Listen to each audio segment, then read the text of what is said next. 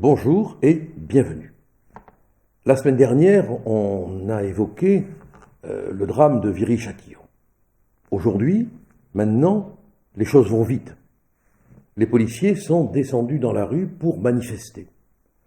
Ce sont les défenseurs de l'ordre républicain qui descendent dans la rue pour défendre l'ordre républicain contre un désordre qui porte atteinte à l'ordre républicain.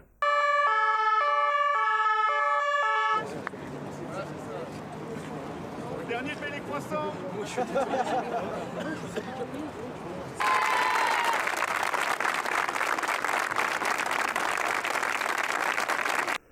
Non seulement ces policiers, dans un premier temps, n'ont pas été soutenus, on a même dit qu'il manquait de loyauté républicaine, mais ils ont fait l'objet de menaces de sanctions.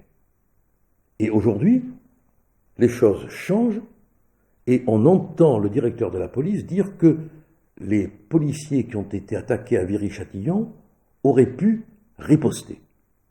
Comme je vous le disais la semaine dernière, sans présomption de légitime défense, s'ils ripostent, en imaginant qu'il y a un blessé ou un mort, ils entrent, ces policiers, tout droit, dans le labyrinthe sans lumière des procédures judiciaires, des gardes à vue, des emmerdements sans fin.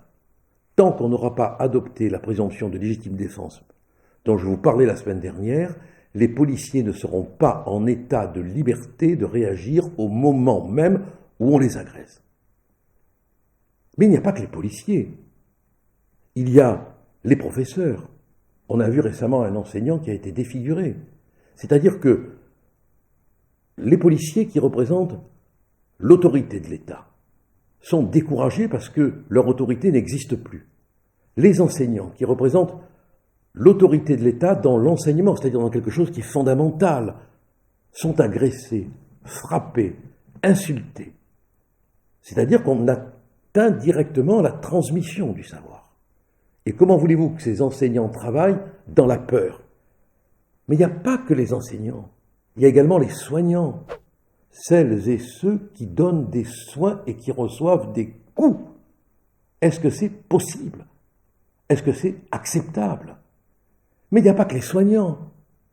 Il y a également les pompiers qui volent au secours, qui viennent pour secourir, qui font l'objet de guet-apens, de pièges et qui sont agressés.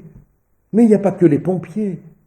Il y a également tout le personnel de l'administration pénitentiaire qui à plusieurs reprises a fait savoir qu'il en avait marre de travailler dans la peur, dans la violence, dans la menace, alors qu'ils sont eux aussi un ordre de l'État qui a pour mission d'appliquer la peine que des juges parfois timorés et hésitants prononcent. Il y a entre 80 et 100 000 places de prison qui manquent dans notre pays.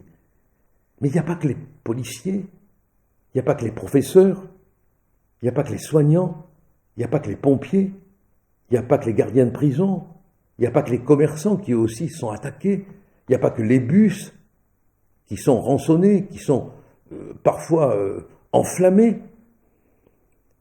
Il y a l'État en général, parce que tous ces corps que je viens d'évoquer constituent l'autorité de l'État. Et aujourd'hui, on est dans une situation où l'État, par le fait des gouvernants depuis plusieurs années, est complètement dégradé, démantelé. Et il faut qu'on prenne conscience qu'on est en quelque sorte au pied d'une espèce de Vésuve politique qui peut éclater à n'importe quel moment et déferler dans sa violence sur nous. Alors face à cela, qu'est-ce qui se passe? Que fait le pouvoir? On a monsieur Cambadélis, dont on se demande s'il est normal ou paranormal, qui voit le fantôme du Front National partout, peut-être même que le soir en entrant chez lui, quand il ouvre le placard, il a peur de voir Marine Le Pen, qui dit que dans tout cela, il y a la patte du Front National. Bon, tout le monde l'a remis à sa place. Mais très franchement, au demeurant entre nous, si les policiers nous rejoignent, moi je préfère avoir les policiers que Noah, Danny Boone, et bien d'autres. Non, franchement, si on est lucide, et vous l'êtes, si on ouvre les yeux, et si on fait le constat que tous les gens un peu lucides font, l'État est délabré.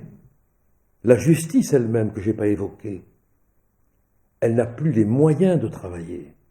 Et en plus, elle se fait insulter et représentée par le président de la République comme un ensemble de lâches.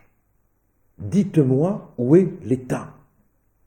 Dites-moi où est l'autorité de l'État. Alors si toutes ces dégradations se coagulent, on en arrive à ce constat effrayant, c'est qu'il n'y a plus d'autorité républicaine. Et on ne peut que féliciter les policiers d'aller nous rappeler qu'ils sont les garants de l'ordre républicain, comme les magistrats le sont, que les soignants sont les garants de l'ordre sanitaire, que les pompiers sont les garants de l'ordre du secours aux populations, que les commerçants sont les garants du service quotidien, et ainsi de suite. Il faut donc qu'on se réveille, parce que lorsque le volcan qui est en train de bouger explosera, c'est pas M. Hollande, c'est pas M. Cambadélis, c'est pas tous les autres qui pourront nous sauver. On a abandonné la France.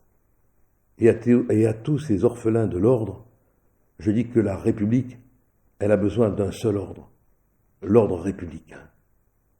Bon, de cœur ou de présence, soyons avec celles et ceux qui, malgré les menaces de poursuites, de sanctions disciplinaires, ont à cœur de défendre leur métier, qui est le métier qui nous protège. Pompiers, gardiens de prison, soignants, commerçants, tous ceux qui nous servent. On est en train de les détruire et on ne réagit pas. Il se prépare en France des choses très graves. Ça explose tous les jours sous nos yeux et tout ce qu'on sait faire, c'est fermer les yeux en regardant la télé.